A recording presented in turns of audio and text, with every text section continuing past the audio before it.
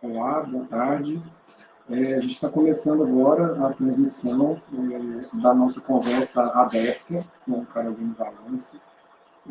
Queria, em primeiro lugar, agradecer, né, a disposição e a presença virtual, aí, à distância, né, dela nessa nossa atividade.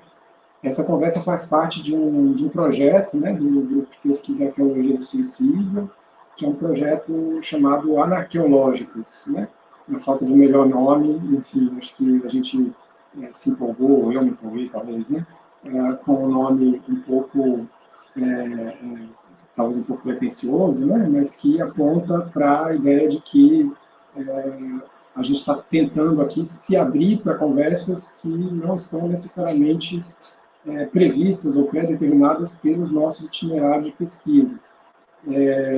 Elas são conversas as mais diversas, certamente. A gente já teve um ciclo, né, no que foi o semestre de 2020.1, aproximadamente, né, já no meio dessa pandemia, e agora, hoje a gente está, de certa maneira, iniciando um novo ciclo. Né? Essa é a primeira de uma sequência aí que vai acontecer agora nesse segundo semestre de 2020, um pouco atrelada ao que na UFBA, né, que é a universidade que nos cedia, aqui em Salvador, na Bahia, denominou semestre letivo suplementar. Mas isso aqui não é uma atividade, né, de ensino, é uma atividade acadêmica estrita, é uma conversa aberta, como o nome diz, uma conversa voltada para conhecer e discutir e aprender, né, com trabalhos de pesquisa e de arte, né, de pesquisa acadêmica, de pesquisa artística, vamos dizer assim, em diferentes contextos, né? E eu sou Marcelo Ribeiro, um dos coordenadores do grupo, vou estar aqui junto com algumas outras pessoas do grupo hoje para fazer essa conversa que vai envolver também, né, os comentários do pessoal que está acompanhando no YouTube. Deixe seus comentários que a gente traz para a conversa também. Vou pedir agora para que Juliana e Marina se apresentem, pode ser em ordem alfabética mesmo, e depois, Carolina, por favor, também, tá? Primeiro, Juliana e Marina, como membros do grupo, digam aí. Olá, boa noite. Bom, sou Juliana. Eu sou membro do grupo desde o início, lá em 2018. E junto ao grupo eu realizei, não necessariamente pesquisa, mas eu realizei uma obra audiovisual, né? Que é um documentário em curta-metragem que está em finalização, ou seja, não realizei, estou realizando. Sob a orientação do Marcelo Costa, que é um dos coordenadores, junto com o Marcelo Ribeiro. E, enfim, essa foi a minha contribuição do grupo, a contribuição do grupo para mim até hoje. E agora eu iniciei uma nova pesquisa acerca de direção de arte no cinema. E, bom, trabalho enfim, multiartista, posso dizer isso, com o mundo da literatura, poesia, e eu acho que é isso. Bom, boa noite, um prazer conhecê-la, Caroline.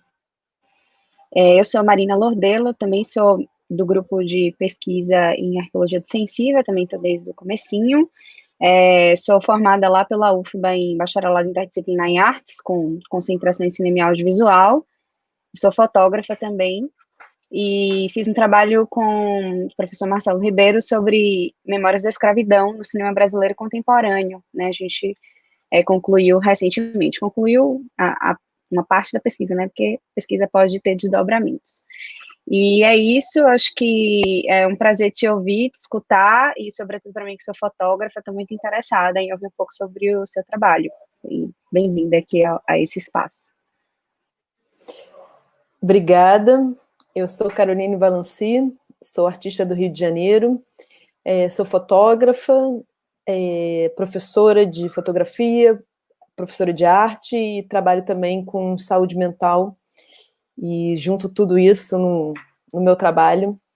Eu fiquei super feliz, agradeço o convite do Marcelo, até porque ele acabou resgatando um trabalho, né, que se chama Arqueologia do Sensível, essa é a nossa ponte, e porque eu acho que até assim, eu vou me apresentando e esse trabalho faz parte muito de uma fase que é mais antiga do meu trabalho e que estava até, né, escondida, um pouco apagada da minha memória, e esse ano, até com a pandemia, ia participar de uma exposição, o Marcelo trouxe de volta, e foi muito legal me conectar também com essa minha... com esses trabalhos de terra, que eu vou falar um pouco. Mas eu sou fotógrafa, sou artista, gosto muito de trabalhar com pesquisa, não na parte acadêmica, eu não sou nada acadêmica, mas eu gosto muito de ter trabalhos longos, de longa duração. O meu último trabalho, que eu vou até falar um pouco, é sobre os cinemas, as salas de cinema do Rio de Janeiro, que na década de 80 começaram a virar salas de cinema pornô, e o desdobramento disso em relação ao corpo da mulher, o corpo feminino nesse universo, não só das telas, mas também na nossa cidade, na minha cidade, mas, né, no mundo. Que mais? E acho que eu vou me apresentando assim com os trabalhos, tá? E quem também tiver pergunta, eu vou aqui então compartilhar minha tela. Vamos ver.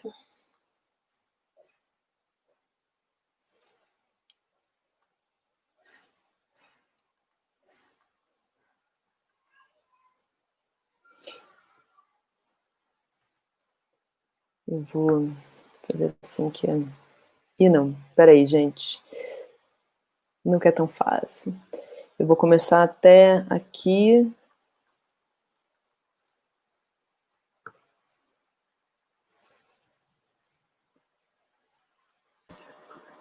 Eu acho que você vai precisar compartilhar a janela que você abriu as então, imagens. Peraí. Que a gente está vendo essa. Não está vendo a outra. Tranquilo. Então, peraí. Pô, a gente organizou tudo direitinho. Sem problemas. Então, peraí. Não, sem problema, faz parte. Queria só, rapidinho, enquanto a Caroline vai acertando ali o compartilhamento da tela, primeiro dizer que eu já cometi uma gafe, né? Acho que eu pronunciei seu sobrenome errado, Valancy, né? Mas destacar realmente esse ponto de partida, né, que a gente teve de convidar você para falar de uma obra que tem o mesmo nome, né, digamos assim, que o nosso grupo, coisa que a gente descobriu, né, no momento inicial do grupo, e aí ficava sempre imaginando o que fazer para essa conversa adiante. E nesse momento aí da pandemia surgiu essa oportunidade, porque está todo mundo fazendo coisa online, a gente resolveu fazer também, e aí foi muito legal. Acho que é muito significativo que esse encontro venha daí e, de repente, ele se derive por tantas outras obras, né, que eu acho que a gente vai conversar sobre muita coisa hoje. E, enfim, estou super ansioso para ouvir também. Vou parar de falar e vamos lá. Não, mas é legal essa coincidência, né, de pensar que tem pessoas pensando algo parecido em outros lugares, com outras, vindo de outros lugares, assim, eu fiquei super feliz. Então, vamos lá. Eu vou começar com Arqueologia do Sensível, porque foi a obra que nos uniu, né? Então, a Arqueologia do Sensível, vocês conseguem ver essa aqui do lado, né, também, né? Sim. A Arqueologia do Sensível foi uma instalação que eu comecei... Eu até hoje, apesar de não trabalhar muito com terra, mais como eu trabalhava, eu coleto terras de vários lugares, né, que eu vou, terra, areia, de cores diferentes, principalmente aqui do Brasil, eu tenho várias, e cada terra tem uma história que vem de um solo, que veio de um lugar, que veio de uma história, e eu trabalhei muito, né, que até um pouquinho mais para frente, mas nem botei aqui, trabalhava muito também com raiz, e principalmente com fotos de família. Eu trabalhei durante anos pesquisando fotos rasgadas, fotos que eu achava, fotos que eu ganhava, e numa hora eu comecei a entender que eu não queria mais estar trabalhando tanto com a imagem de uma pessoa, das famílias, e que eu queria, de alguma forma, fazer, enterrar, e que, de alguma forma, o espectador ele fosse fazer essa relação com a imagem. Então, a Arqueologia do Sensível partiu muito dessa minha coleção de terras, da minha coleção de molduras. Então, quando você chega perto dessa instalação, você vê, né, você entende que são porta-retratos, e quando você vai chegando perto, você vai vendo que não tem imagem. A moldura ela é coberta por vários tipos de terra, e a imagem, como eu venho também da fotografia, no lugar da fotografia, eu coloco pó de pirita. Pó de pirita pirita é aquela pedra que é também conhecida como a pedra dos tolos, porque muitas vezes você achava que era ouro, o ouro dos tolos, né, na verdade. Você achava que era ouro, mas não era, na verdade parecia, e é uma pedra que, de tanto você mexer, ela começa a ter vários, né, criar um pó, e me remetia muito também aos sais de prata, onde você cria a fotografia, né, essa ideia da fotografia analógica, né, que você, os papéis, a formação a luz em contato com os sais de prata, você cria essa imagem. Então você chega perto desse encontro, né, de molduras e de memórias, e na verdade você encontra algo abstrato, algo que você não vê. E aquilo é uma sensação que você precisa tocar, você precisa ver se tem algo submerso. Então eu vou botar aqui uns detalhes assim, que dá para ver um pouquinho melhor. Tá dando para ver a imagem direitinho? Sim. Sim? Tá. Que eu não tô vendo vocês agora que eu tô... Vou botar um pouquinho maior. Então, aqui dentro é o pó de pirita. E é um processo bem... a gente, né, falando de pesquisa, mas eu sou uma artista muito processual, muito que gosto muito dessa ideia de que muitos trabalhos se dão no encontro com o material, se dão com o processo de estar dentro de um ateliê. E tanto quando eu trabalhava com as fotografias ou com a terra, são elementos que eu me sentia muito submersa e totalmente entregue. Eu me sentia muito cansada depois de trabalhar, porque eu tinha que peneirar a pirita, peneirar a terra, eu fazia o acabamento por trás, fazia várias camadas, tentando entender assim, o que eu queria enterrar, mas ao mesmo tempo qual forma eu ganhava com essa textura da terra e essas cores. E aí, antes da Arqueologia do Sensível, eu comecei muito com essas imagens submersas, que eu ia... Porque a imagem foi meio que perdendo um pouco a importância para mim, que hoje em dia, até é uma pesquisa que eu estou fazendo, mas que tem muito a ver com a pesquisa dos arquivos digitais, né? Como que essas imagens que a gente tem hoje em dia, elas são imagens sem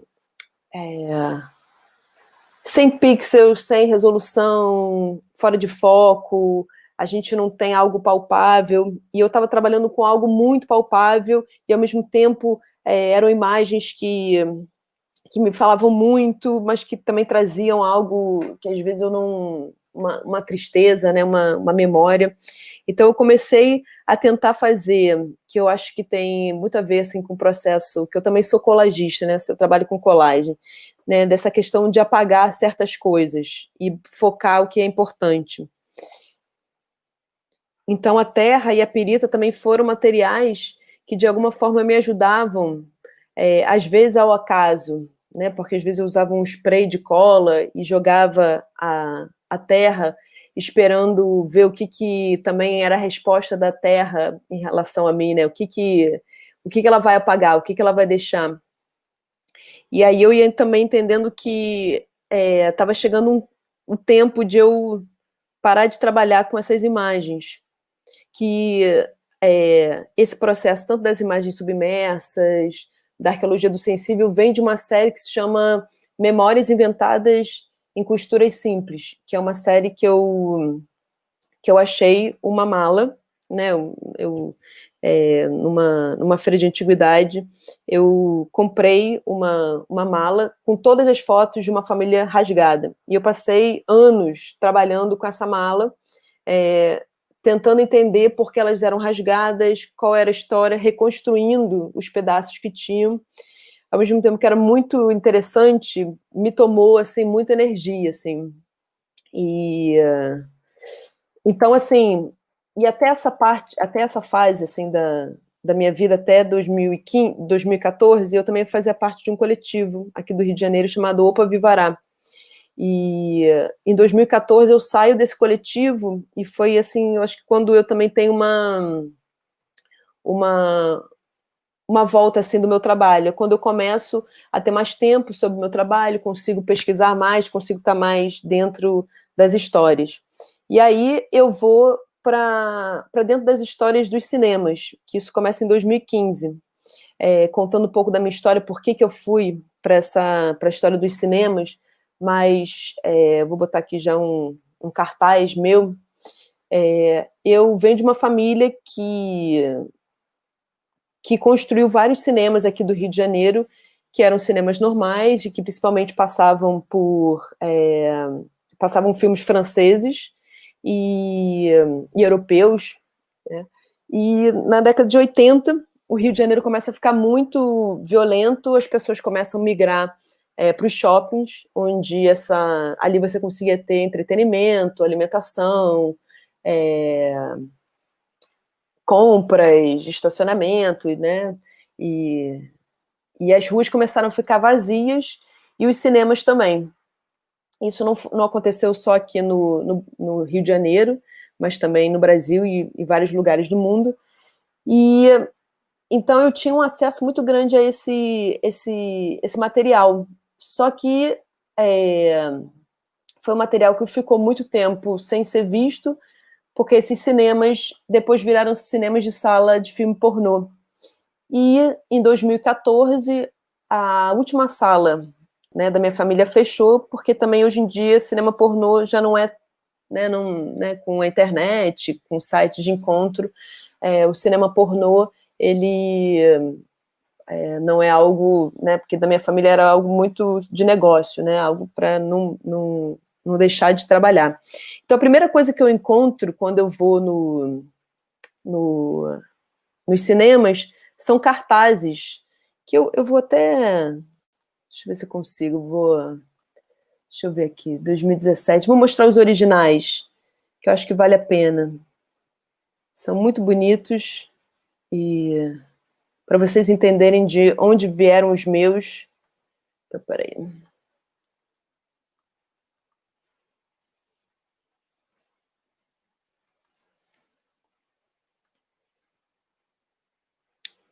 Aqui. Então, vou mostrar aqui os... Esses são os originais, tá? E pensando esteticamente, eles são muito bonitos. Eles sempre têm duas cores, uma cor em cima do branco. Eles têm aqui no centro o nome, né, do filme. Desculpa te interromper. Ah, não tá rolando. Carolina, desculpa interromper. Era o que está na janela então, peraí, deixa eu ver se é assim. Navegador de arquivos, né? Não, eu vou tirar. Acho que eu vou compartilhar. Peraí. Aqui no jeito que estava com o preview, estava funcionando. Não sei se... Não, eu vou fazer uma coisa que vai facilitar minha vida. Eu vou compartilhar o meu computador inteiro e... porque quando fica só uma janela, não consigo controlar. Então, aqui. Deixa eu fazer assim, que aí a gente... Vê se agora... Vocês estão? Ainda não estão? Não apareceu não. Eu achei que era tudo. Então, vamos lá. Ah, já sei, tá. Desculpa. Eu ainda estou sabendo mexer nesse...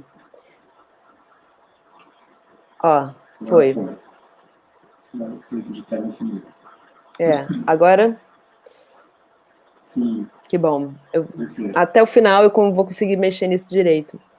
Então, esses cartazes, eles têm duas cores, eles são bem parecidos, assim, tem o nome do filme aqui no meio, tem sempre o nome dos artistas, sexo explícito, a idade. E o que me chamou a atenção é que sempre eram cenas de mulheres, né, com o peito de fora, um homem, de alguma forma, com tesão nessas mulheres, mas e também num lugar muito heteronormativo. Mas é maravilhoso, língua de veludo. E eu fiquei muito encantada também com essa quantidade de tipografia existente, esse desenho, né, de um traço só, sem sombras. E aí me veio a ideia de fazer os meus cartazes, que eu chamo de pornografia política. Porque eu entendi que a linguagem da pornografia, pesquisando sobre pornografia, né, e eu começo a entrar também, para além da história dos cinemas, eu começo a entrar também na história, né, dos cinemas pornôs, dos filmes pornôs, como que da porno chanchada, né, brasileira. E aí, vendo o filme, resgatando os filmes, tendo contato com filmes, né, feitos com 35 milímetros, tá tudo dentro, né? E eu também descobri que o próprio ilustrador desses cartazes tá vivo, né?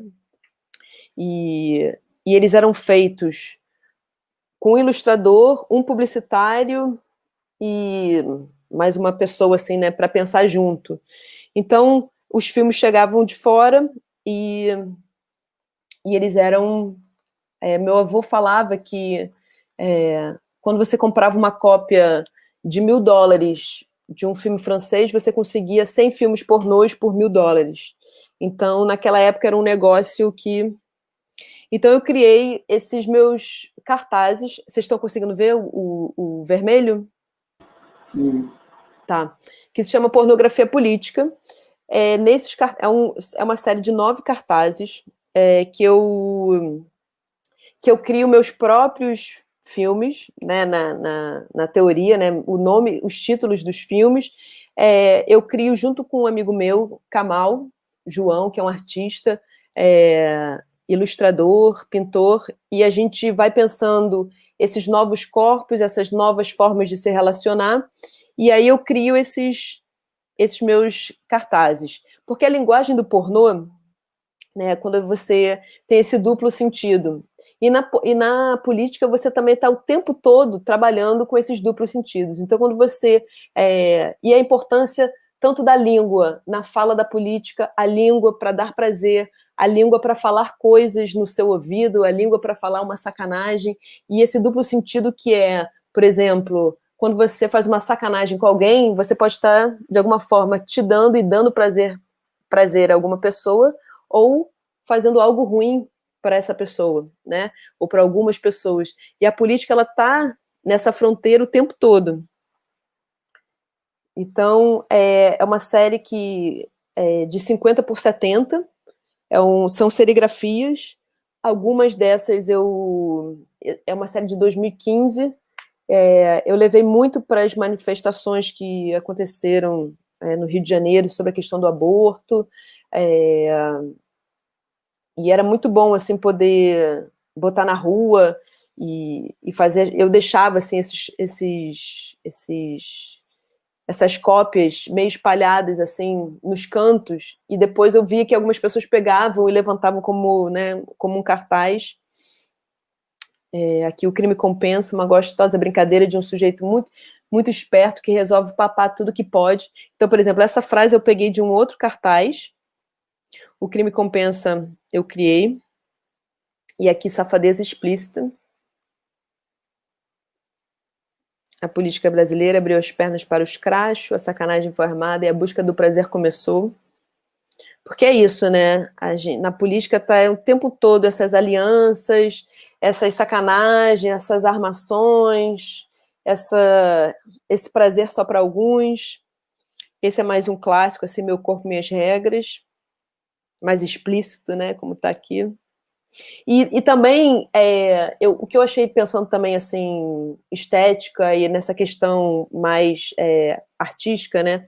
Como que com o trabalho você pode falar pouco, fala muito com pouco. Então isso também que me chamou muita atenção nesses cartazes pornôs. Eles eram explícitos, eles eram rápidos, eles eram simples, você olhava e você já entendia. E eu queria, de alguma forma, passar isso para os meus cartazes. Como que eu podia falar de algo sério, algo, né, político, mas de uma maneira que eu não precisasse fazer uma tese, que eu não precisasse ficar com uma bula ou tendo que teorizar e ficar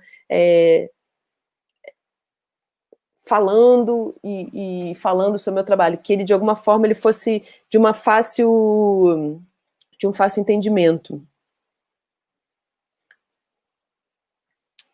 Mas o povo também quer gozar, isso também foi muito inspirado na pornochanchada. Vivo porno crítico, e também com essa ideia da libertação, porque a pornografia também é um tema assim, muito contraditório. Quando eu comecei a pesquisar sobre a pornografia é um lugar muito machista, e depois de um tempo você pode ficar só naqueles sites, né, mais populares e grátis, mas quando você vai mais a fundo, você vai entendendo que tem muitas diretoras mulheres, tem a pós-pornografia, que é um movimento que pensa outras formas, outros corpos, outros prazeres, e muito mais, né, porque isso é bem raso, né, do que é, mas entender que o sexo ele pode ser uma entrada para uma fala, para um trabalho artístico, para uma libertação do seu próprio corpo. Então, esse foi o meu primeiro trabalho, que eu acho que foi super importante, assim, para eu poder entrar nesse universo da pornografia. Então, depois vem esse trabalho que eu chamo de Cinema Também é Templo, que a ideia era usar esses letreiros dos cinemas que estavam fechados, que são vários aqui no Rio de Janeiro, porque vários viraram igreja evangélica, até porque o começo do cinema, das salas de cinema, eram salas multiusos, onde você tinha ópera, você tinha teatro, você tinha dança, você tinha apresentação de várias coisas, e por isso que as salas de cinema elas têm todo essas colunas, o chão de mármore, essas cadeiras, poltronas. Então, assim, é um ambiente perfeito, assim, para você virar uma casa, assim, divina. Já é um lugar espetaculoso, maravilhoso, e várias dessas salas que não viraram outra coisa, porque não só igreja, viraram, né, um espaço que estão totalmente vazios. Esse daí que vocês estão vendo na foto é o Tijuca Palace, que fica na Tijuca, ele fica dentro de uma galeria,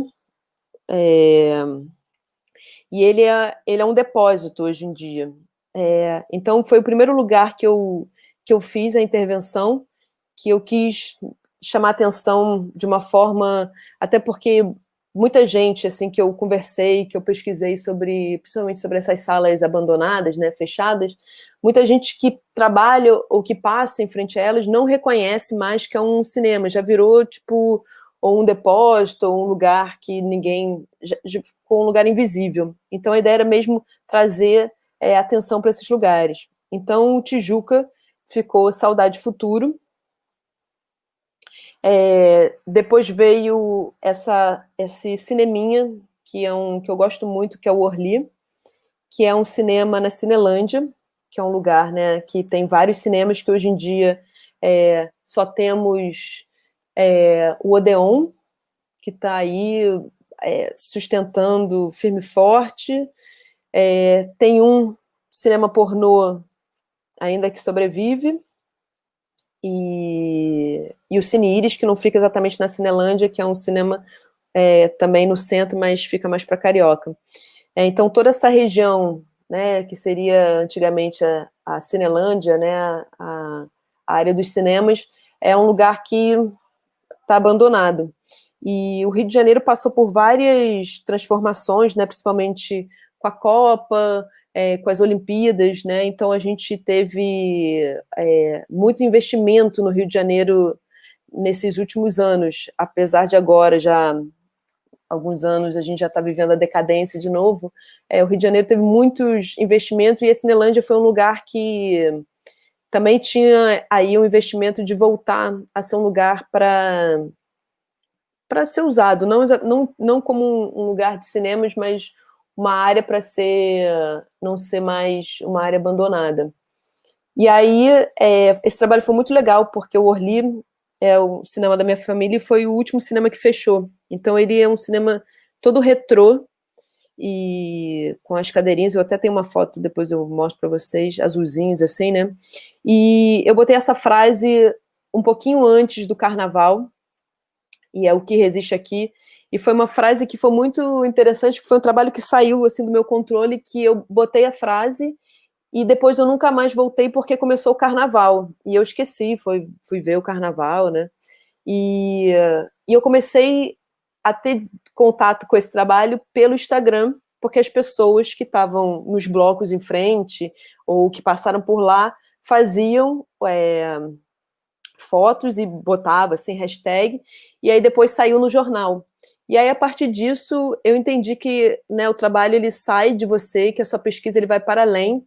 E aí, a partir disso, eu comecei a fazer um hashtag com todas as fotos que iam saindo, que eu tinha de alguma forma contato, que me compartilhavam. Eu criei um hashtag escrito cinema de rua, Cine Orly, cinema de rua e Cine Orly ou Cine Tijuca, para que de alguma forma depois quem quisesse pesquisar sobre esses cinemas de alguma forma conseguisse chegar a partir de algum hashtag, porque por exemplo, o Cinema Orly, quando você bota, muitas vezes você acha pelo um livro que tem, que é maravilhoso, do Luiz Capucho, que escreveu, até recomendo depois, que se chama Cine Orly, que foi também muito importante para a minha pesquisa sobre cinemas pornôs e principalmente sobre o cinema Orly, para entender também como que era dentro de um cinema pornô, porque como que eu frequentava o cinema pornô, né? O meu ponto de vista era de uma menina, de uma jovem de 20 anos, que eu ia no cinema levar álcool gel, levar papel higiênico, enquanto não tinha nada. Não era um lugar permitido para mim.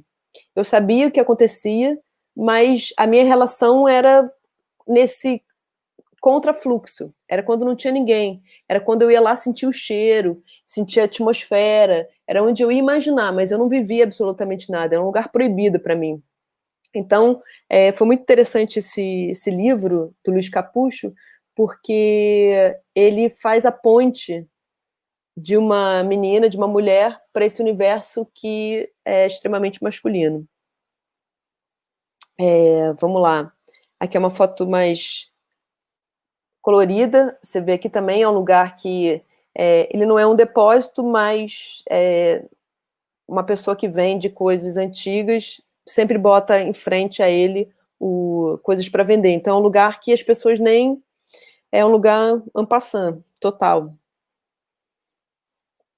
Depois tem esse, Primeiro Gozo Vivi Aqui, e era uma série de 5 frases, só que depois eu engravidei e depois eu não voltei mais a fazer esse trabalho, mas eu ainda vou voltar. Então esse daqui é uma publicação, vocês estão aí, que eu não estou vendo assim, né? Então, tá vendo tudo, né? Sim. Que é uma publicação que se chama Sempre um Bom Filme. Sempre um Bom Filme era algo que você tinha nos letreiros, porque teve uma época que aqui no Rio de Janeiro os cinemas pornôs não podiam ter mais os nomes dos filmes. Então você tinha que entrar no cinema para ver o nome, né, do que ia passar da programação, se ia ter sexo explícito, se ia. Então, o que tinha sempre em cima de um letreiro era Sempre um Bom Filme. Então, eu comecei a ter contato com várias, que eu chamo de ruínas, né? Vários pedaços de uma história de cinemas, de salas de cinema, de uma história que está embaixo de poeira, de lugares que ninguém mais quer ver. Então, eu comecei a entender que naquele lugar que eu tinha acesso, que um projetor 35mm, ele já não estava mais todo construído, ele estava todo fragmentado. E eu fiquei pensando, peraí, a gente já está totalmente nos filmes digitais, como que eu posso falar de um projetor 35mm, mas de uma forma também que... E mostrar esse universo, porque com esse meu trabalho dos cinemas, o que sempre me pegou e que sempre me perguntaram era, por que você não faz um documentário? Né? E eu não sou documentarista, eu sou artista, eu sei criar de outras formas, eu falo de outras maneiras. Então, o meu desafio era como contar uma história, não fazer uma história, principalmente morrer, ser esquecida, a partir dos meus trabalhos. Então, eu entendi que eu sempre estava, de alguma forma, pegando algo antigo, algo que já passou, algo que foi muito usado, e fazendo uma releitura, botando ele, de alguma forma, botando luz de uma outra maneira. Então, essa publicação, ela vem porque... então, só para vocês entenderem aqui, ó, é uma folha dupla, tá? Que não tem aqui uma linhazinha aqui no meio, onde eu coloco os objetos de um projetor 35mm, e aqui numa legenda eu boto o nome técnico desse objeto. Peraí, tá indo. Então, lanterna xenon, e é uma forma de eu ir mostrando, e eu vou botando essas cenas dessas mulheres tendo orgasmo, que muitas vezes elas são sempre colocadas na dúvida, né? O orgasmo feminino é muito colocado em dúvida, né? Elas estão sempre, a mulher está sempre fingindo, principalmente em filmes pornôs, né? O prazer da mulher está sempre sendo questionado, porque não é tão explícito que nem do homem, né? Então, eu quis nessa publicação botar imagens de mulheres gozando, sentindo prazer, botando esses objetos, e que o próprio espectador fosse entendendo essa ideia da objetificação, né, do que é objetificar uma mulher, um corpo de uma mulher, um objeto, que formas são esses objetos, porque esses objetos são maravilhosos, assim, são bonitos, têm formas, e ao mesmo tempo dá luz a esse prazer, que é muito importante. Então, é uma publicação, e no final a gente tem aqui esse daqui é o Orly, só para vocês também, que eu falei, esse é o Orly por dentro. E ele é tão assim, que ele até numa das cadeiras, ele tem uma camisinha fixada na poltrona, que ninguém consegue tirar, e tá lá no arquivo do cinema, para não ser esquecida. E aqui é a planta, e essa é a parte final, assim, do trabalho. Então, continuando nessa pesquisa, né, de também entender como que era a minha relação com o cinema, como que era também ir no cinema, e eu não estou nem falando do cinema pornô, mas como que hoje em dia a gente vai no cinema, a gente paga, o cinema é super caro, a pipoca é muito cara, você tem um lugar marcado, você fica ali na fila, você também tem que ir embora porque vai chegar outras pessoas. E antigamente o cinema era um lugar que você não era caro, você entrava, você podia entrar atrasada no filme, você via a metade, depois você ficava e você podia ver o começo do outro filme, não tinha ninguém te controlando, você podia entrar numa outra sala. E aí tinha também essa questão dos lanterninhas, e, né, que era aquela pessoa que ia guiando, né, nos tempos áureos do cinema, ia te guiando até a sua cadeira.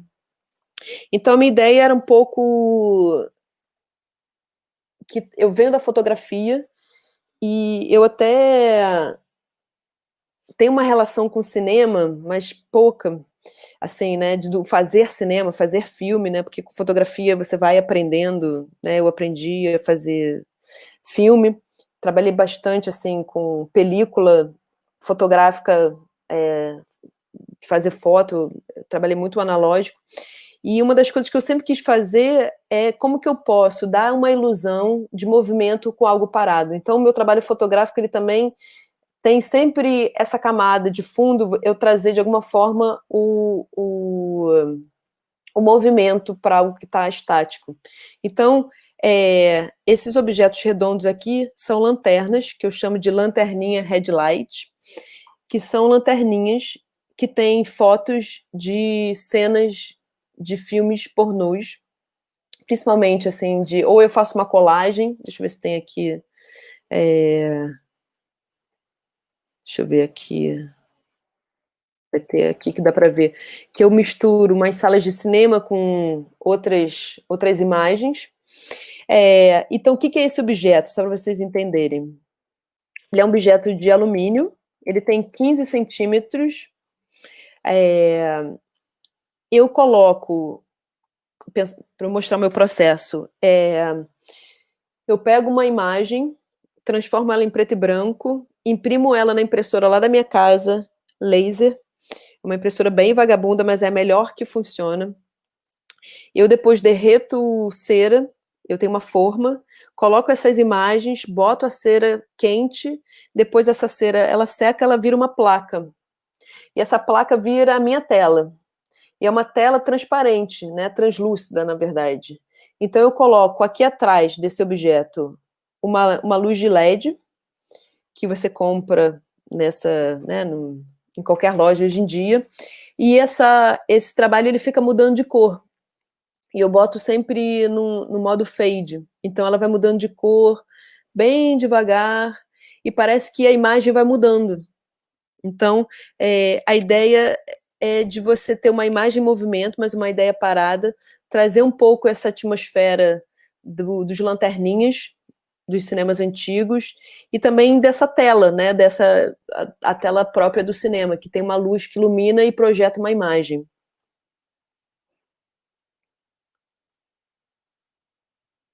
E eu também gosto, assim, aqui, né, eu gosto também de brincar um pouco, assim, com as lanternas e os movimentos, para não ser algo estático, né? Uma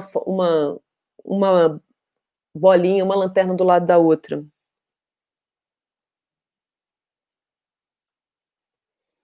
Então, peraí.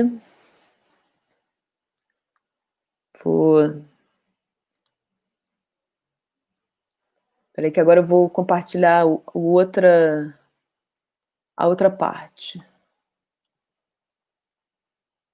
Tá tudo bem? Tá tudo ótimo, muito legal. Eu tô falando pra caramba, né? Se deixar, tipo... Não, mas é ótimo. Tá. Por favor. Então, e aí eu chego na minha exposição que eu fico muito feliz, assim, que eu consegui fazer depois de vários anos de... Deixa eu ver se aqui vai sair. Concluir, que se chama Cine Desejo, que é uma exposição que resume toda essa minha pesquisa, né, que eu consigo botar não todas as obras que eu fiz, mas deixa eu ver assim que se... Vou começar por aqui, peraí.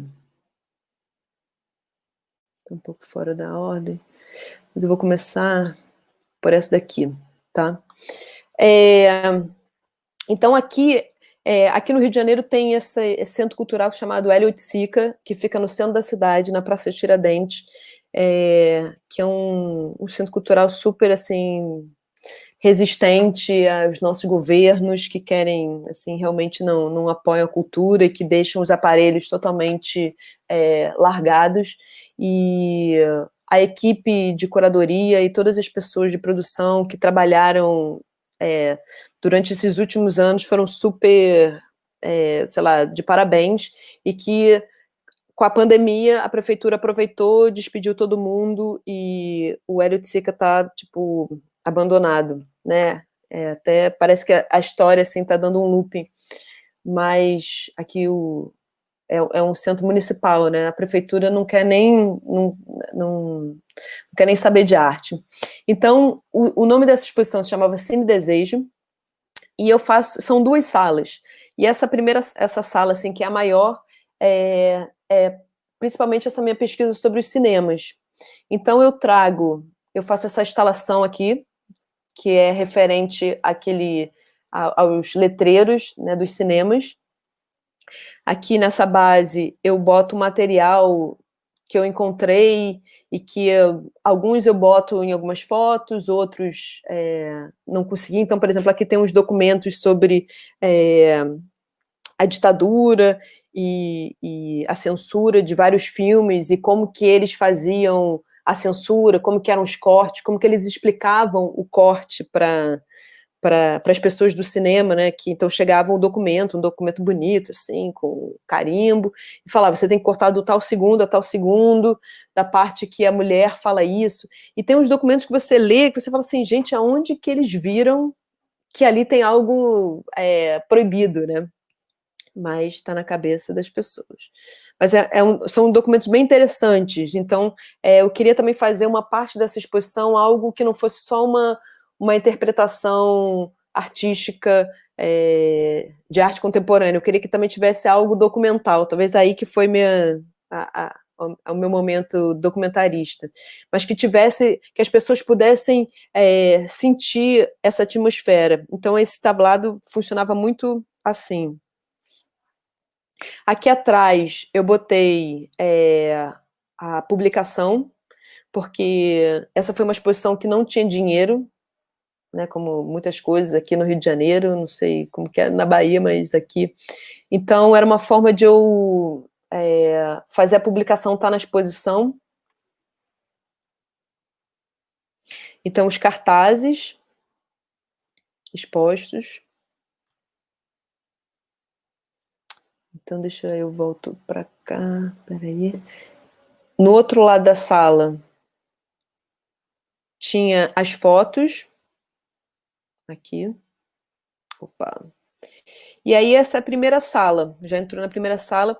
Então, esse é um outro trabalho meu Então, essa sala daqui já estava mais relacionada ao corpo. Então, peraí, deixa eu ver se tem uma foto melhor. Então, só para vocês verem aqui, ó. Isso é uma foto...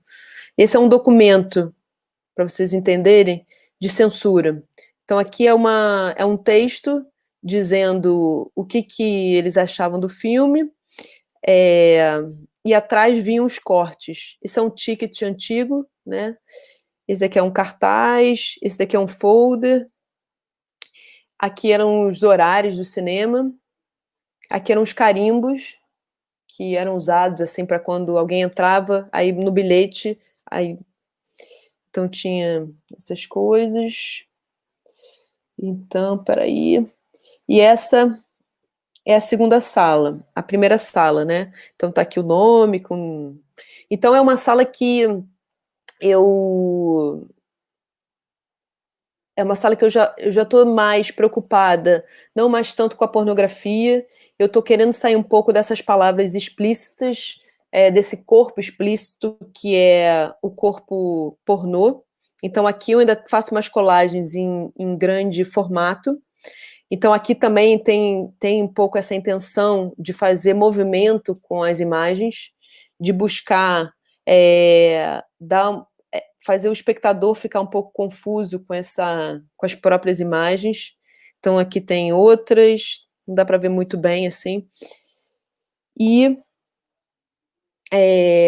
aqui é uma série que se chama Carne Viva, que já são trabalhos inspirados no corpo, mas que são como que é o corpo por dentro, né? Com a pornografia, na vida, a gente está muito ligado a essas formas da pele, mas o que está dentro da nossa pele? Então, é um trabalho que ele é de multitécnicas. Eu começo fazendo uma colagem em papel, depois eu digitalizo. Quando você aproxima desse trabalho, tem palavras escritas. Então, são palavras no feminino, adjetivos que são assim, macia, melada, que mais? Voluptuosa, densa. Então, a palavra e a forma, e essas formas sinuosas vão dando as dicas para o espectador o que partes são, ou deixando ele inventar, a partir da experiência dele, do imaginário dele, que partes são essas, que de alguma forma talvez ele já entrou, já teve contato, ou ele vai ter que inventar. É uma série super bonita, que eu gosto muito. Aqui também tem uma obra que é uma obra que eu acho que tem muito a ver com cinema também, é algo que também tem me interessado muito, e tem a ver com fotografia, que é que é uma obra que é feita que é o seguinte, é um papel e eu faço em relevo seco. Então eu escrevo essa frase num molde, assim para cima, e eu passo uma prensa. Só que se eu não boto essa luz lateral, e essa luz lateral faz uma sombra, você não consegue ler a imagem, a frase. Então é um trabalho que ele precisa, para existir, ele precisa da luz. Então é um trabalho que eu só fiz um ainda, mas que é uma série de frases de pessoas minhas, que eu boto que eu faço nessa técnica de relevo seco, e boto uma luz e a imagem aparece quando a gente tem sombra, né? E é muito isso na fotografia. Quando eu ensino fotografia, o tempo todo a gente todo mundo imagina, né, no começo, quando eu dou aula de básico 1, né, que a luz perfeita é essa luz que você ilumina tudo, e a gente fala, não, para você dar volume, da importância de você ter a sombra, das luzes laterais. Então, foi muito inspirado nessas aulas de técnica fotográfica. E para finalizar essa exposição, que é um trabalho também que foi feito também para eu estar falando do erótico, falando do desejo. Essas são cartografias que eu fiz com o público. Eu não fiz muito porque a exposição só ficou 15 dias, então teve só um dia de contato com o público, mas antes da exposição eu fiz algumas vivências com algumas pessoas que eu conversava e fazia cartografias a partir da palavra desejo, ou a partir da palavra pornografia, ou a partir da palavra sexo, ou do que surgia. E a ideia também é criar um objeto com formas. Esse foi o primeiro, tá, gente? E não é exatamente o que eu gostaria, tá faltando mais massa nesse objeto. Mas a ideia era que você, com a palavra e com o objeto, você criasse na sua cabeça toda esse diagrama, toda essa relação entre eu e a pessoa. Então, por exemplo, esse daí, essa cartografia eu fiz junto com um casal, a partir do que era o desejo e o sexo e essa relação deles. Então, a gente foi construindo junto, numa conversa. Então, essa é uma das cartografias.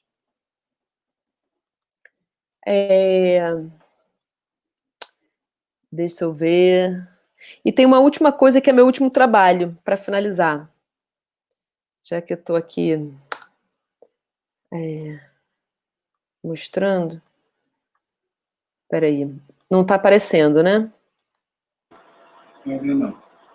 Então, espera aí. Eu vou compartilhar.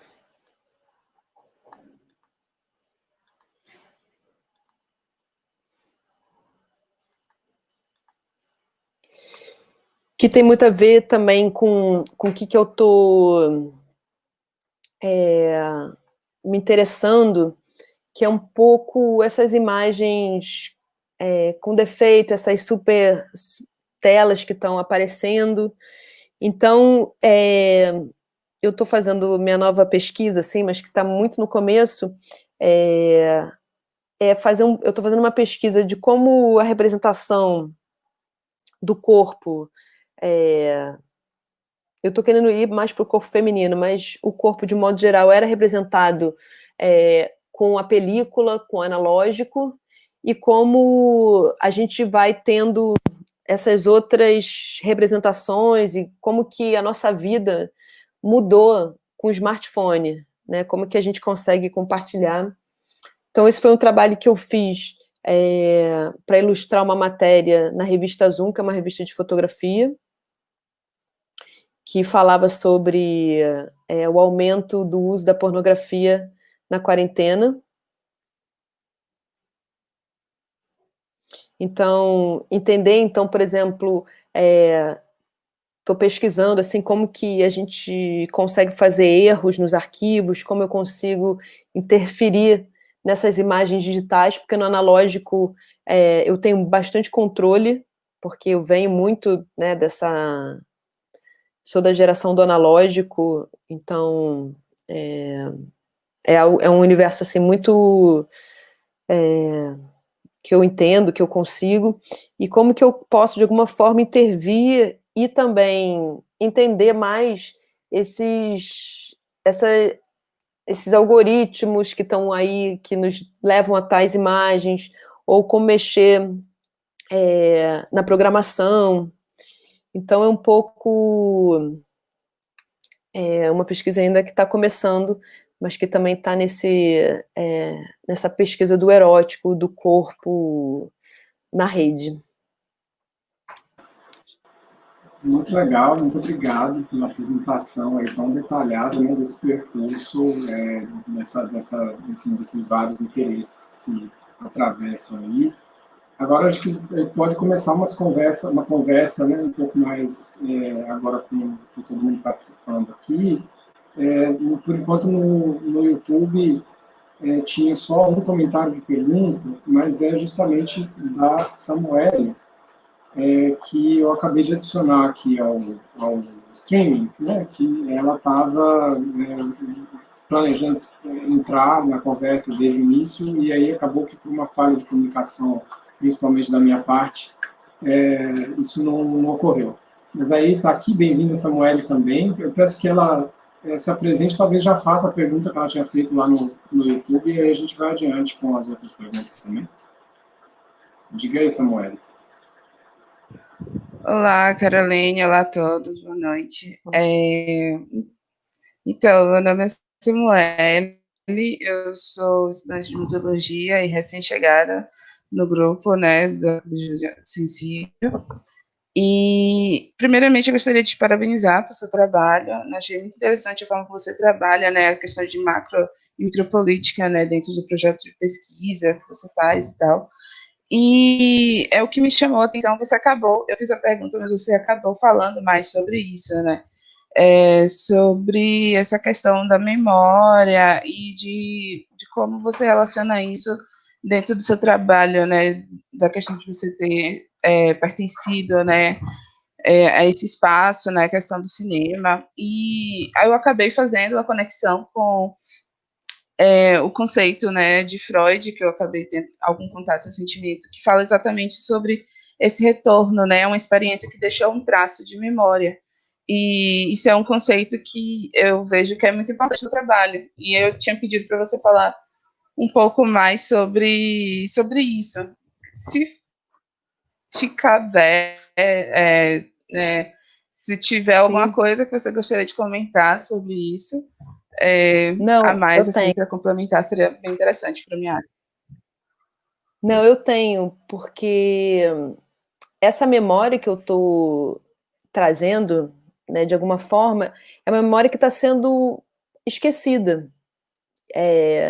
Todo esse material está dentro de um cinema empoeirado, sem luz, que quando chove, alaga, quando tem rato, tem, sei lá, está totalmente... só não está tão exposto porque os filmes que existiam estão na Cinemateca. Então, de alguma forma...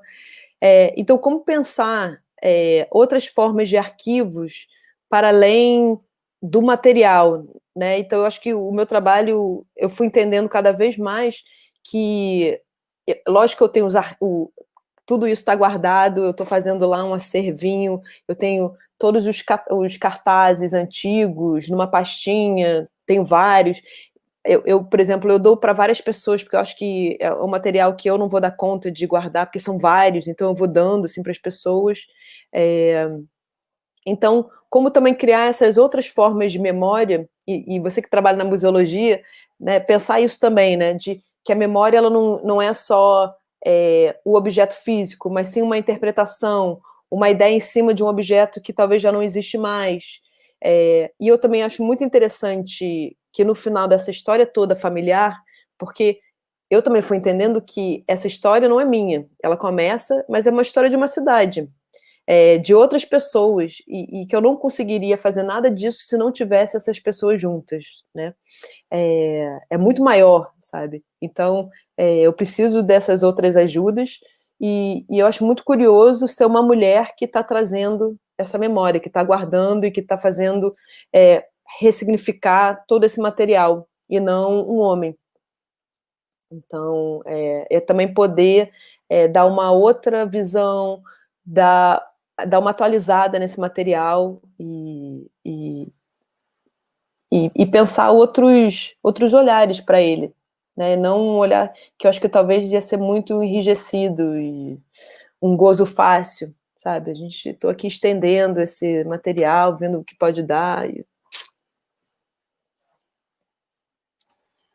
A gente tem uma outra pergunta aqui, acho que nesse sentido da memória no YouTube, que foi feita pela Alexandra Lina, e é muito interessante porque ela questiona um pouco o suporte, né, em duas obras que você tem, que é Arqueologia do Sensível Atrás dos Seus Olhos, trabalha com os lugares em que a imagem geralmente está, porta-retratos e papel fotográfico.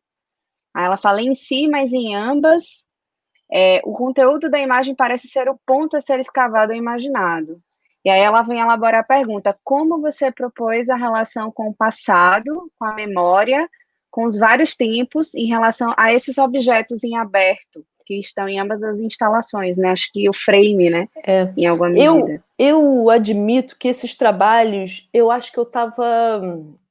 eu mesmo estava muito presa ao suporte. Eu ainda estava muito presa à imagem, eu ainda estava muito presa à história que a imagem contava.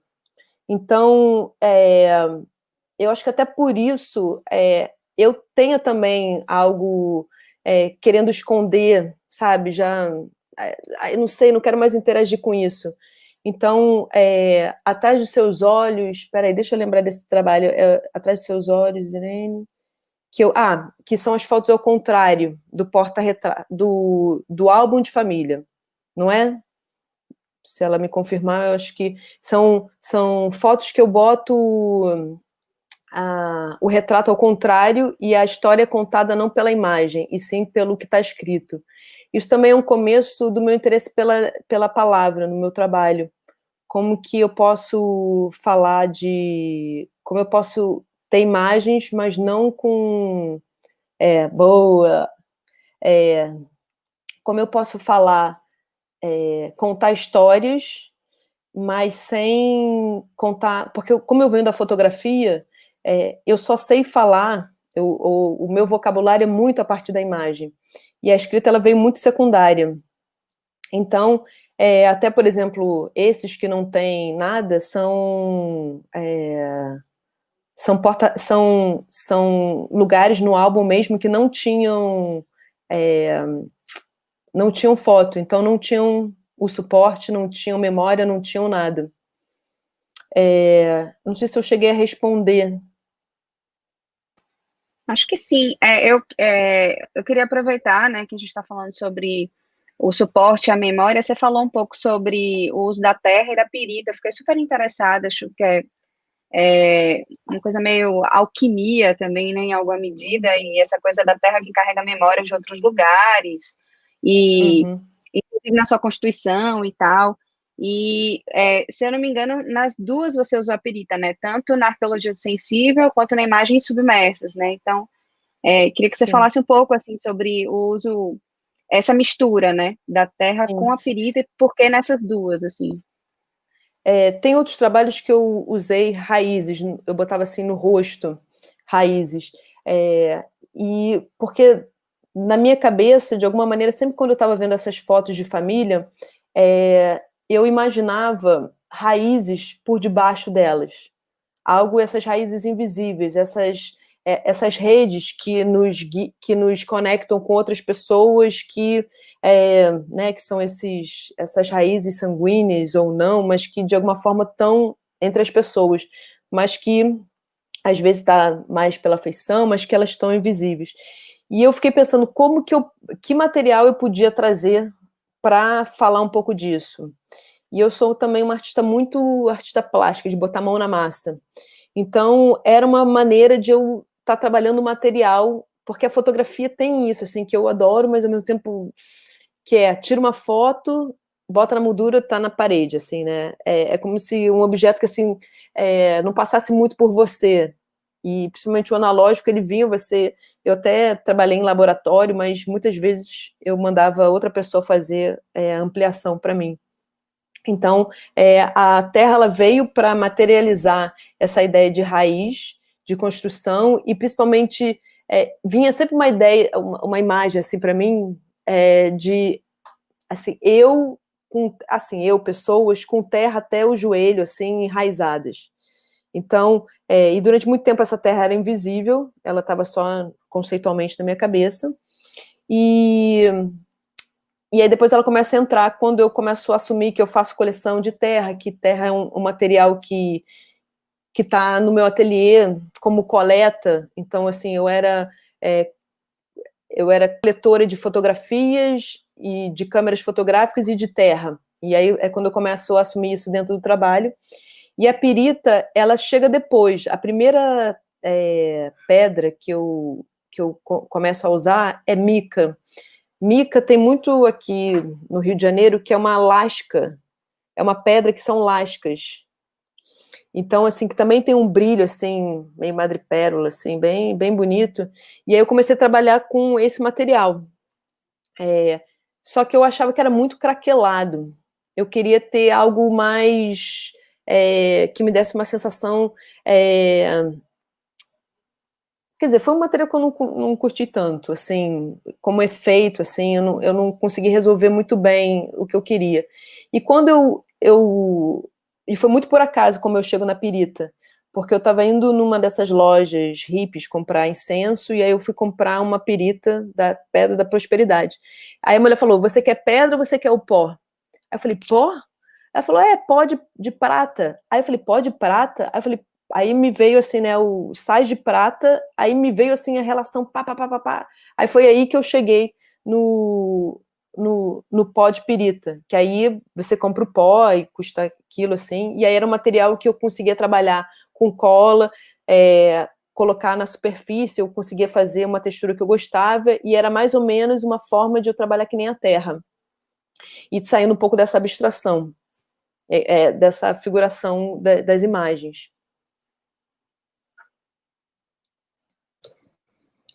Bom, olá.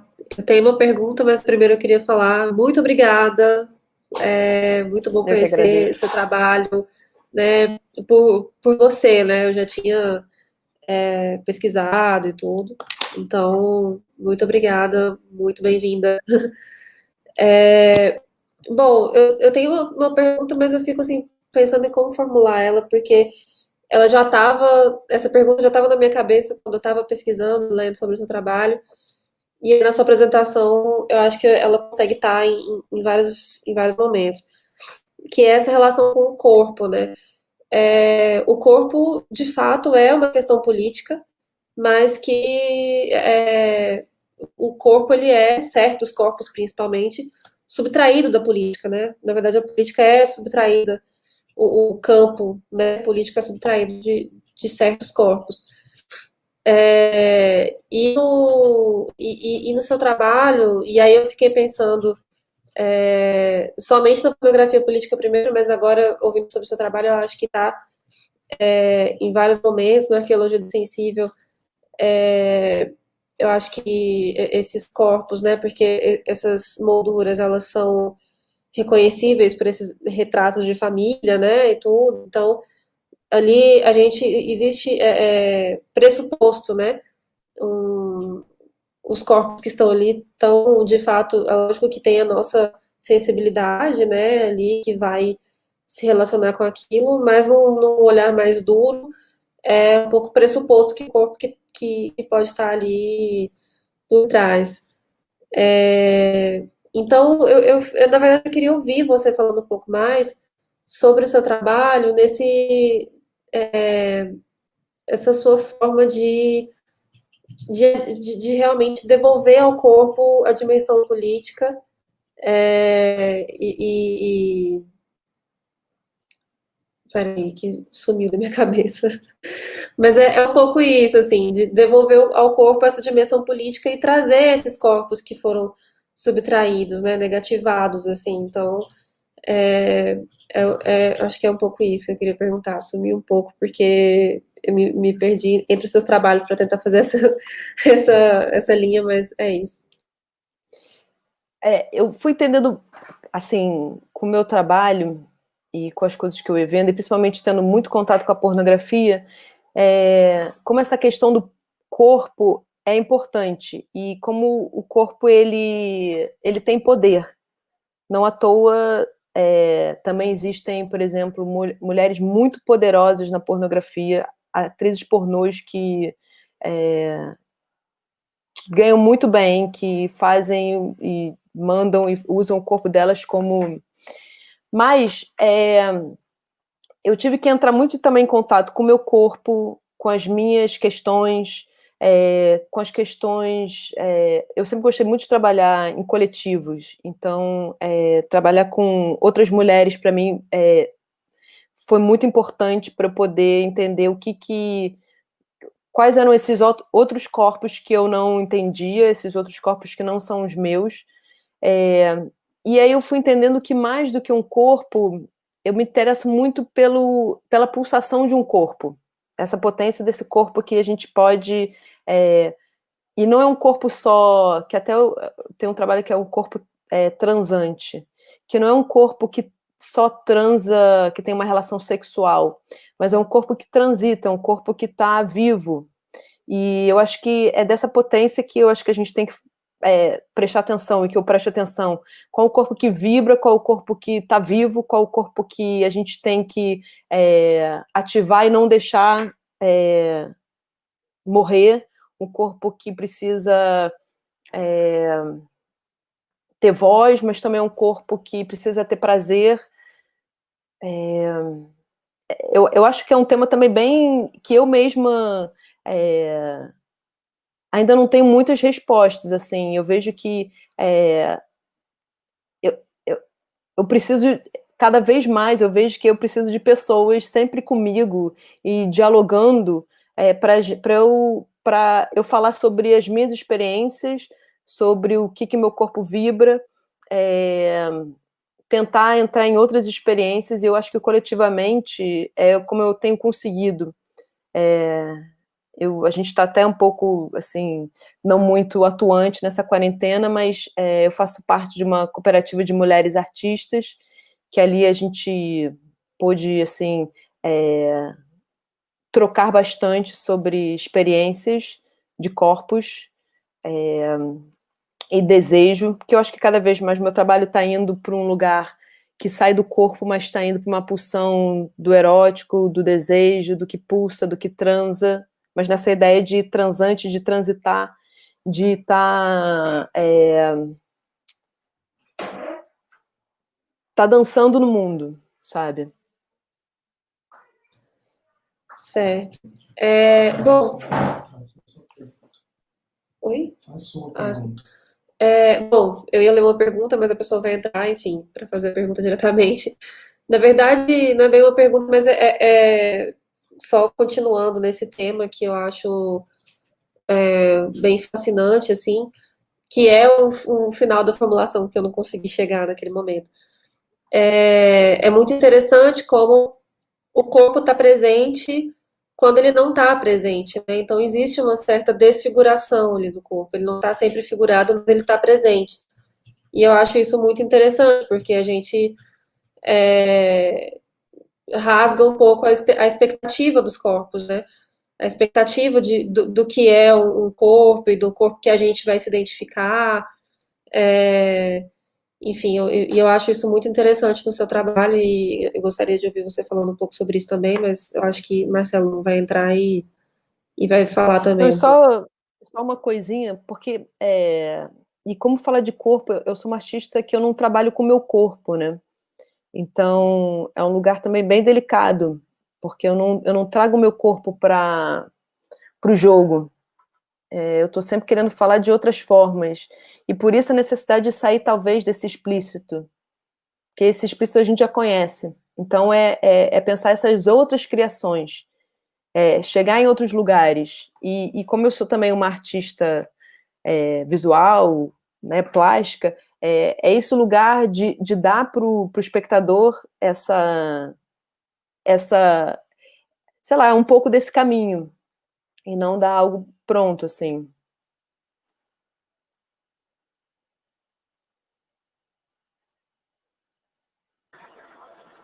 Eu vou fazer um comentário e logo mais, enfim, acho que agora está se conectando também, né, o outro coordenador aqui do grupo, também por problemas técnicos a gente não estava, ele não estava acompanhando aqui por dentro, mas acompanhou ali pelo YouTube, né, mas eu queria só fazer um comentário e aí depois acho que ele mesmo pode fazer a pergunta que ele tinha feito, né, é que eu acho muito interessante o modo como essas obras acabam se comunicando, por mais que elas tenham procedimentos e temas, às vezes, bastante distintos. Né? E eu consigo vislumbrar várias conexões, né? Mas uma delas tem a ver com esse, vamos dizer assim, o grande tema da materialidade da experiência. Né? Existe uma recorrência aí, né? A questão do corpo é uma dimensão disso, a questão do material em si, né? Da pedra, etc., né? É outra dimensão. E em tudo isso, eu acho que essa coisa da matéria, né? É um elemento que você está trabalhando esteticamente, né? Que não é simplesmente um tema abstrato ou um conceito, né? Mas é ali, está no trabalho com a matéria, tem uma discussão sobre matéria, né? Ali. Enfim, só queria fazer esse breve comentário e não sei se Marcelo tá funcionando a conexão, você está ouvindo, Marcelo? Mas só fazendo um comentário sobre o seu comentário, eu acho que eu sou uma artista muito da matéria, assim, de criação, assim, de fazer algo, e eu acho que eu tô sempre, o meu ateliê, ele tá sempre, não sei se...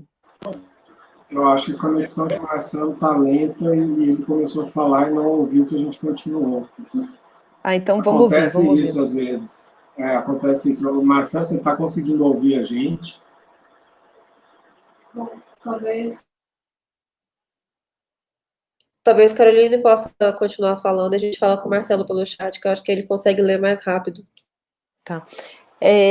Não, e eu acho que o meu ateliê, ele é cheio desses objetos, assim, tudo tem cartaz, tem algo que me lembra, e então eu acho que a todo momento eu estou ressignificando tudo que eu estou olhando. Então, de alguma maneira, funciona um pouco facilmente essa coisa de concretizar, ter uma ideia, fazer uma relação e já fechar num objeto, numa imagem, numa foto, mas também tem coisas que ficam um maior tempão na minha cabeça e até eu conseguir achar uma forma para concretizar uma ideia.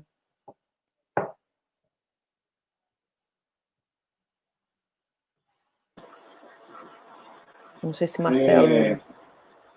Então, o Marcelo caiu mesmo a conexão. Eu acho que a gente pode ler as perguntas que ele tinha feito, em vez de a gente ficar tentando entrar nesse embate com a tecnologia, ela às vezes vence, né, muito facilmente. Marcelo tinha feito o seguinte comentário, eu vou ler. Ele disse, bom, em primeiro lugar, te parabenizou, né, pelo trabalho e disse o seguinte: um aspecto que me chamou a atenção foi a questão do erotismo como possibilidade de emancipação, de um lugar onde as liberdades são postas, mas também como reafirmação de um projeto de poder. Fiquei pensando como você avalia o uso político desses corpos entre o erotismo e o pudor. Esse tinha sido o comentário dele. A conexão, enfim, dele, acho que não está funcionando muito bem. Acho que a partir do comentário dá para recuperar algumas coisas, né? Já é o assunto que estava sendo discutido e tal. Mas só para acrescentar algo também, eu, pensando nessa questão do erótico, do pornográfico, do corpo explicitamente exposto e do corpo que se esconde, né, ou que se dissimula, e como isso faz parte também do jogo da pornografia, em alguma medida, aí, do erótico, de modo geral, uma coisa que me chama a atenção particularmente nessa série nesse trabalho que se faz com os cartazes dos filmes como referência, né, é que, por mais explícito que seja, é um desenho, né, e é um trabalho plástico nesse sentido, de elaboração mesmo, estética, né, de uma relação com o corpo, que não é, em si, uma relação da exposição do corpo em si, né, da exposição de traços estilizados em alguma medida, enfim. Acho que isso dialoga um pouco com essa questão que ele coloca, né, do uso político dos corpos e tal, porque eu acho que aí tem um trabalho de uma fabulação, vamos dizer assim, por meio do desenho, né, uma elaboração fabulada do corpo, e claro que isso se comunica com a fabulação em cima dos filmes, né, que é uma espécie de arquivo que o seu trabalho está remexendo ali, né, por meio dos cartazes, principalmente. Eu gosto muito dessa coisa do erótico como emancipação. Eu não falei, que eu esqueci, mas durante um tempo eu também me interesso muito, né, que eu falei, né, contato e ter experiências. Do lado do Orly, que é o cinema pequenininho, tem o outro cinema pornô, que é o único que tá aberto, assim, né, ali na Cinelândia. E aí eu levava grupos de mulheres que a gente ia, uma sessão de meio-dia, uma sessão qualquer horário, e depois eu levava para o Cinema Orly, um cinema fechado, e a gente tinha uma conversa. E eu fiz isso durante um ano, e era impressionante como era difícil entrar num universo pornográfico, ninguém se sentia à vontade, não era um lugar de potência para a mulher, e sim um lugar de medo, um lugar de aqui eu posso ser estuprada, abusada, tipo, que lugar é esse? E a maioria das pessoas, mulheres, nunca tinham ido, diferente dos homens que acompanhavam, que circulavam livremente, como, né? Então, esses encontros no cinema, né, quando a gente chegava no cinema fechado, então a gente já chegava num lugar, num cinema, que tem a estrutura de cinema, mas que você não entra, vai ver um filme e vai embora, né? Então já tinha a gente tinha que se ambientalizar.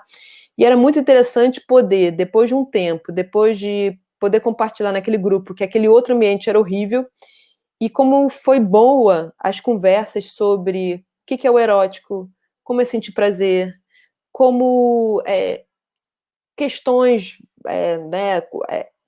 rodas de conversas íntimas foram possíveis a partir de uma experiência não muito agradável, né, de você chegar, e a ideia era exatamente isso, você ir para um lugar não feito para mulheres, a princípio, né, quer dizer, é feito para qualquer pessoa, mas a frequência nunca foi feminina, e depois você ir para outro lugar e poder conversar. Então, o meu trabalho, além de uma questão plástica, eu tenho... eu sempre tive essas rodas de conversas para também, de alguma forma, a gente poder trocar experiências e poder falar sobre desejo, o que é erótico, porque também essas conversas não são muito frequentes entre mulheres, né? Falar de gozo, né? Mas numa intimidade, de falar... a gente ia para lugares bem íntimos, e eu tenho um projeto falando também essa coisa de emancipação, mas que eu acho que vai para um outro lugar que não é muito só das mulheres, mas eu tenho um projeto de falar sobre sexo erótico, mas principalmente sobre sexo com jovens em museus, porque a minha exposição, aqui no Rio de Janeiro, a gente tem o bispo, né, como prefeito, e eu tive muito problema na minha exposição, sendo que a minha exposição tinha uma faixa etária, não tinha nenhuma imagem realmente gritante, tinham corpos nus, mas não tinha nenhum sexo explícito, assim. Então, eu tive muito problema, e eu entendi que, como uma exposição de arte, e aí no primeiro dia teve uma mãe, e é porque eu tenho um filho de 3 anos, que ainda não dá para conversar muita coisa com ele, mas assim, como que a gente pode conversar sobre sexo a partir de história com a história da arte, com as experiências. Eu dei aula durante muito tempo para adolescente, então é uma idade que eu gosto muito, assim. Então, como que a gente pode fazer desse universo erótico, né, do sexo, dos corpos, dos encontros, né, porque é um tema que vai muito além do transar, né, e sim de você sentir vontade de estar com outra pessoa. Tem tantos temas que podem sair a partir disso, e como que a gente pode falar disso no ambiente de arte, e não ficar preocupado o que as crianças vão ver, e sim poder desmistificar e poder falar, lógico que cada coisa na sua idade, mas entender que isso não pode ser um tabu, né, que a gente tem que conversar, porque também quando eu, pelo menos na minha experiência, eu fui entender de sexo muito tempo depois, sendo que tinha um cinema pornô do lado da minha, né, assim, diariamente na minha vida, mas sempre foi algo muito proibido, e você vai se afastando de coisas que não precisa, sabe? Então, eu acredito também muito na educação sexual, é algo assim que são projetos assim a longo prazo que eu também estou aí costurando para fazer, juntar os temas que eu trabalho, mas também com atividades de educação. Bacana. Tem uma pergunta aqui da Lila.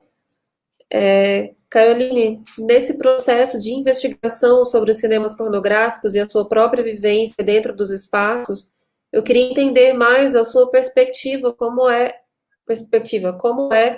essa construção territorial de um lugar histórico.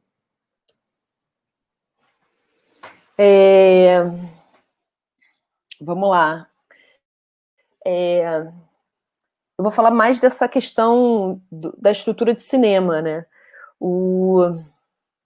Repete aí a pergunta para eu reformular aqui. Você prefere que eu leia? Pode ler. Nesse processo de investigação sobre cinemas pornográficos e a sua própria vivência dentro dos espaços, eu queria entender mais a sua perspectiva.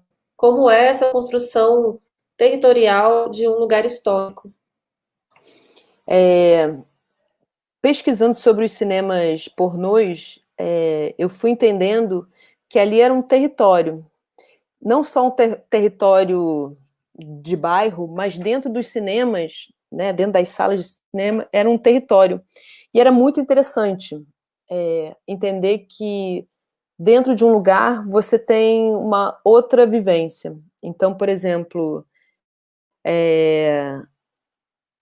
até pelo livro do Luiz Capucci, que tomara que ele esteja aí ouvindo, que eu sempre gosto de lembrar, porque ele é uma pessoa muito importante, assim, ele fala, ele consegue abrir, tipo, uma planta baixa do Cinema Orly para mim, de uma maneira que eu nunca tinha visualizado. Então ele falava que quem tinha o pau grande ficava com a calça aberta sentado. Então, assim, eu visualizava aquilo, pô, territorial de quem tem o pau grande aqui, fica aqui.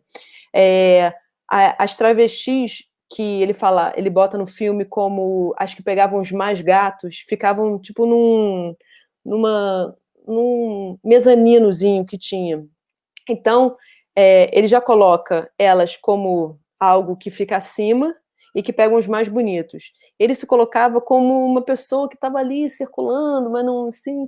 Então, ele falava, o banheiro era quem queria transar. E aí tinha os circulantes.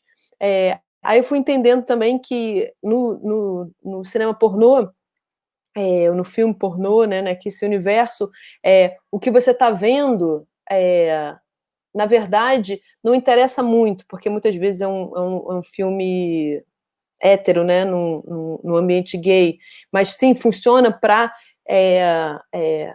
ambientalizar os gemidos e toda aquela coisa que tinha na tela para ambientalizar aquele espaço vazio de cima. Normalmente as pessoas que frequentavam o cinema frequentavam sempre o mesmo cinema. Então, você vai criando territórios, você vai criando amizades, você vai criando uma região também de comércio, você vai criando uma região de encontros, de bares, né? O cinema pornô, ele não foi só uma salvação para os donos de cinema e para os cinemas.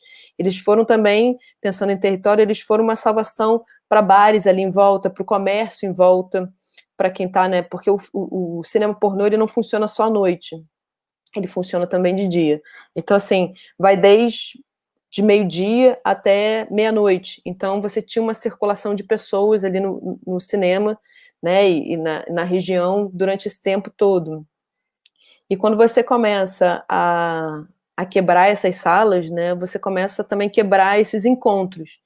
E não à toa, né, os cinemas pornôs sempre foram um lugar muito marginalizado para as pessoas marginalizadas, que de alguma forma tinham que se esconder, né, desses encontros, como eu posso encontrar com outras pessoas, e quando você começa a quebrar esse espaço, até porque no Rio de Janeiro teve, pensando também nisso, né, como você quebra territórios, o César Maia, em 95, se eu não me engano, ele cria uma lei que não pode ter mais cinemas pornôs perto de escolas. E só que tinham vários cinemas pornôs do lado de escolas, né? Então é uma forma de você já quebrar também, então começam a fechar de novo essas salas. Então, né, as pessoas têm que buscar outros lugares, você quebra uma rede de encontros. Então, por exemplo, não à toa o Aterro é um lugar próximo da Cinelândia, é um lugar durante muito tempo muito usado, que ele é bem aberto, escuro.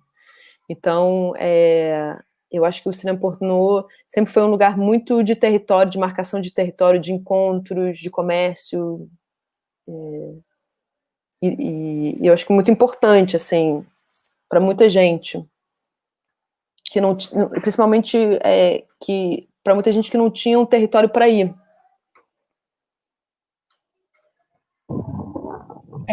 Eu queria te perguntar sobre o seu trabalho, né, com saúde mental. Como é que como é que funciona essa extensão dessa proposta que você vem fazendo as exposições principais? E também queria saber se faz parte, né, desse contexto, né, dessa sua área profissional, se você trabalha com a questão de não hegemonia de sexualidade ou de descolonização, né, desse desejo que normalmente é hegemônico ou não. Como é que você trabalha essa questão da micropolítica, né, dentro dessa parte? Sim. Sobre essa questão da hegemonia, eu tenho que trabalhar muito a partir desse meu corpo. E aí vem essas minhas parcerias, né, que onde eu posso dialogar e tá trocando. Mas eu acho que até pela saúde mental eu consigo trabalhar bastante isso, porque eu trabalho num lugar chamado Casa Jangada, que eu trabalho. Na verdade, quando eu saí do Opa Vivará, que é esse coletivo, eu estava um pouco eu estava achando o universo da arte um pouco muito fechado, falando para poucas pessoas, quem vai para o museu, quem vai para uma galeria, quem está vendo o meu trabalho. E aí eu cheguei para uma amiga e perguntei se não tinha aí um trabalho para eu trabalhar, e a psicóloga, e eu falei, pô, você não tem um grupo aí que eu possa fazer alguma coisa, eu não tenho experiência, mas aí ela falou, vamos, eu tô querendo fazer, e a gente começou a fazer grupos com outras psicólogas, e aí depois de um tempo começou essa Casa Jangada, que é um coletivo de artistas, psicólogos, psiquiatras, frequentadores, onde a gente tenta juntar política, saúde mental, estética, vida, novas formas de como que a gente... E arte, assim, de uma forma presente no dia a dia das pessoas, me incluindo e tentando fazer essa forma criativa uma forma de vida, sabe? A partir muito das diferenças. Até essas cartografias que eu comecei a fazer com os frequentadores da casa. Surgiu muito a partir dos meus encontros com esses meus alunos, essas pessoas que fazem os grupos comigo, e como que eu podia também estar em contato com essas outras formas de vida, esses outros pensamentos, e ter surpresas, porque acho que quando a gente está lidando com outro, com o público, qualquer outra pessoa que não seja você, pessoas que você tem muitas surpresas, e o tema do erótico, eu não sei, é como se fosse uma porta de entrada, assim, para muita conversa, assim, e sei lá, eu tenho ótimas conversas, ótimos papos com essa porta de entrada que é a cartografia ou é a arte, porque eu não faço arte terapia lá, eu não sou arte terapeuta, eu entro como artista, e a minha ideia é colocar, de alguma maneira,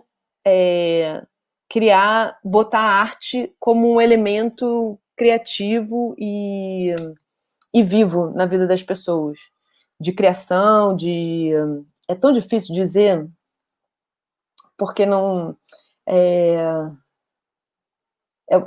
É muito bom, assim, a gente mesmo tem lá, quando a gente está na Casa Jangada tentando entender quem somos, a gente também não consegue, porque a gente não está quadrado num lugar. Até se vocês quiserem conhecer um pouco do trabalho, tem lá no Instagram, @Casa Jangada. E é um pouco isso, assim, é sempre difícil de falar sobre essa questão da saúde mental, porque a gente está lidando com pessoas, e eu gosto de pessoas, eu gosto de estar com gente, eu gosto de conversar, eu gosto de falar, eu gosto de ensinar sobre arte, materiais, e todo mundo é muito criativo, né? Então dá para dar muito caldo. Aproveitando que você falou desse trabalho com cartografia, né, que está lá na exposição de Cine Desejo, a gente, aqui no grupo de estudos, a gente teve, acho que um dos nossos primeiros encontros foi com uma pesquisadora chamada Mariana Souto, e ela trabalha com uma metodologia chamada constelações fílmicas. E aí, quando eu estava olhando seu trabalho um pouco, navegando, né, pela internet, pelas imagens da exposição, aí eu me deparei com essa cartografia, que você estava primeiro ansiosa um pouco para saber o nome, né, que você trata como cartografia, que para mim é uma imagem de uma constelação mesmo, né, só que diferente do que a Mariana propõe com as imagens, você está propondo com as palavras, só que são palavras derivadas também do cinema, né, então eu achei que tinha um ponto de contato muito grande entre essa imagética das constelações fílmicas, né, de aproximar os filmes a partir dessa estrutura das estrelas, e o seu trabalho cartográfico. Eu imagino que talvez não tenha relação, assim, direta, talvez, mas acho que é curioso falar, acho que vale a pena falar sobre isso, mas então, nesse sentido, eu queria que você falasse, assim, sobre se foi é um método, e aí você, como é essa aproximação dessas palavras, e se isso, você enxerga potencial imagético também nessa cartografia, né? Sim. Porque a princípio é com palavras, né? Virou um método, nunca foi exatamente um método, mas surgiu quando um frequentador lá da Casa de Angada viu um trabalho, aquele das formas sinuosas, que tem as palavrinhas, e ele falou assim para mim, posso falar sobre pornografia para você? Aí eu falei, pode, só que eu não queria gravar e eu não queria escrever. Aí eu falei, aí me veio a cartografia, que era uma forma dele estar falando e ao mesmo tempo a gente fazer um raciocínio, e porque era esse também, assim, eu queria levar o raciocínio dele, eu não queria que ele só me falasse um depoimento. Eu queria que ele ficasse, tipo, sabe, criando relações. E aí foi assim que tudo começou.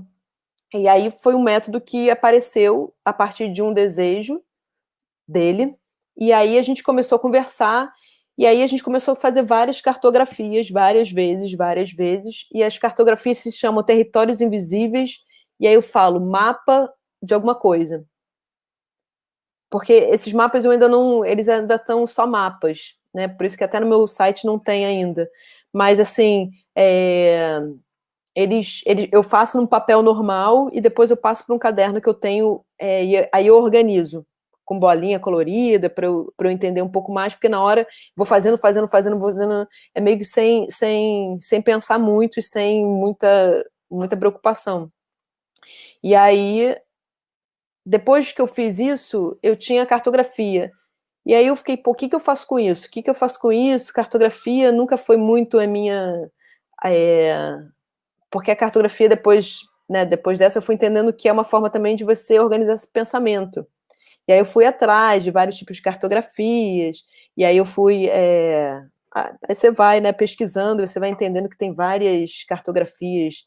Por exemplo, a Ana Maria Maiolino tem uma linda, que é uma pintura, que são vários quadrados, assim, aí você vai vendo assim, outras materializações, tem o Ricardo Basbaum, que ele é mais sistemático, mas é mais né, um adesivo na parede.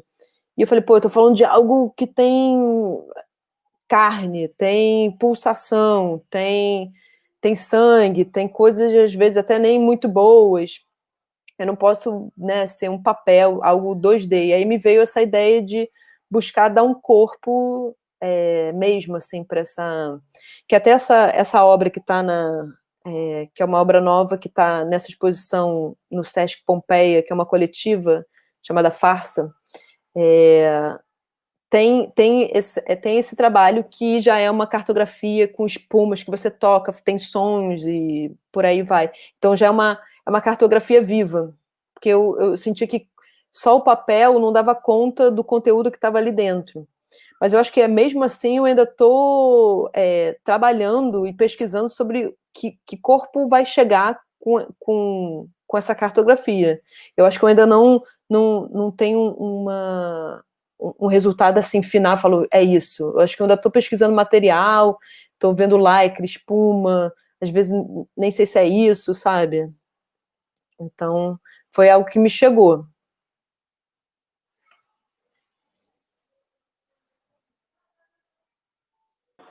Bom, mais comentários, perguntas, gente. Hoje eu estou mais na escuta do que na falação, mas eu estou aprendendo muito. Alguém quer falar mais alguma coisa? Acho que no YouTube também não teve, mais nenhuma pergunta. Bom, eu acho que foi, enfim, incrível, assim, super legal, super rico, né, esse momento.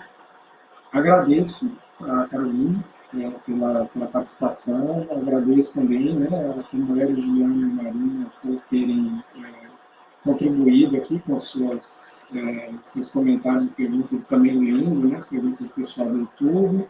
Agradeço o pessoal que acompanhou lá no YouTube, fez comentários também, ou enfim, só na escuta.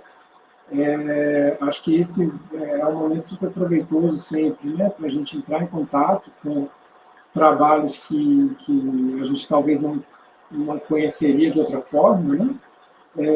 mas espero que a gente possa, de fato, conhecer o trabalho de Caroline de outra forma, né? Que não pelas telas dos nossos computadores, como foi até o momento. Então, acho que enfim, essa conversa só me dá mais vontade, né, de poder ir a uma exposição como essa do Cine Desejo, por exemplo, enfim, acompanhar de perto, né, esse tipo de experimento aí, de experiência proposta pelas obras. É isso, Carolina, você quer fazer mais algum comentário também? Eu quero agradecer, que também para mim foi super bom, porque é uma forma também de, no meio disso tudo, eu consegui falar um pouco da minha exposição, levar a minha exposição também para outras pessoas, o meu trabalho, eu fiquei super feliz do seu contato, espero que, eu também fico aberta, assim, se alguém quiser entrar em contato em outra oportunidade, e só quero agradecer, obrigado por ouvirem o meu trabalho, minha pesquisa, é sempre bom. Muito obrigada, Caroline. Foi muito bom, muito enriquecedor para todos nós, tenho certeza. E é isso. E você se oferece para a gente entrar em Entra contato? sim, quem sabe eu levo para Bahia. Sem desejo. Divulga a sua exposição no Sesc Pompeia, não sei se você já tem data. Desculpa, se você já tem data. Então, é uma coletiva chamada Farsa, da curadoria da Poliana Quintela e da Marta Mestre. Está programado para o final desse mês, mas como está essa coisa de abre, não abre, assim, eu não tenho nem convite, mas vai estar no Sesc Pompeia, então provavelmente em outubro, eu acredito que quem for já deve estar lá. E que mais? É isso. Quem estiver em São Paulo, mas eu acho que vai ter um site também, a exposição chama Farsa, e eu acho que vai ter um site, ainda não tem, mas também pensando nessa forma de levar a exposição de outras formas, porque do jeito que as coisas estão, ainda vai demorar muito assim para a gente poder circular com tranquilidade.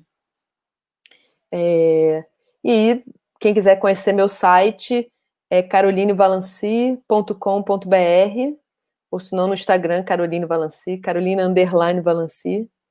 E é isso. Então, legal.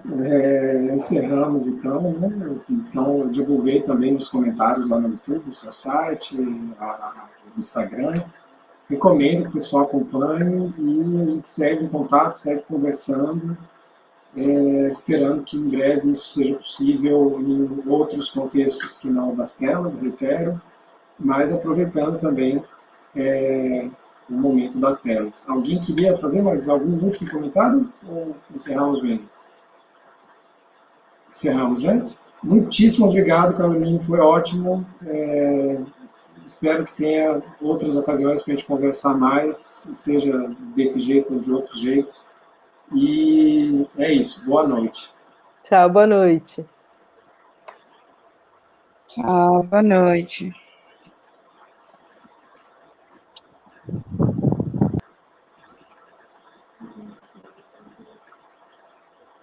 Oi. Obrigado, Marcelo, Marina.